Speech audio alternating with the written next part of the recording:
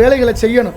அப்படி கொடுத்தால் அன்பு வருது, அன்பு வந்தால் அருள் வரும், அருள் வந்தால் தவம் வரும், தவம் வந்தால் சிவம் வரும்.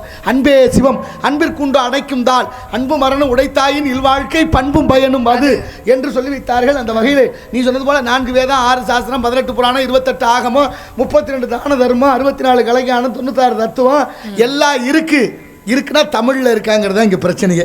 பூரா வடமொழியிலே இருக்கு, தமிழ்லையும் இருக்கு.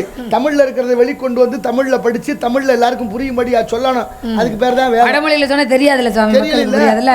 தமிழ்ல சொன்னா தானே தெரியும். தெரியும்ல, அதுக்காக தான் தமிழ்ல தமிழ் கூறு நல்லுலகிலே இந்த இடத்துல உன்னை பத்தி வாழ்த்த வேண்டும். அந்த வாழ்த்து மிக சிறப்பாக இருக்க வேண்டும் என்ற காரணத்தினாலே கால் நொந்தேன் கடிகு வழி நடந்தேன் யான் வந்த தூரம் எளிதன்று கூணல் கருந்தேனுக்கு அங்காந்த காவிரி சூழ் நாடா இருந்தேனுக்கு எங்கே இடம் என்று கேட்டால் அவை மூதாட்டி. அதுபோல் அல்லாமல் வானரங்கள் கனி கொடுத்து மந்தியோடு கொஞ்சும், மந்தி சிந்து கனிகளுக்கு வான்கவிகள் கஞ்சும், காணவர்கள் வழியிருந்து வானவரை அழைப்பர், வானவர்கள்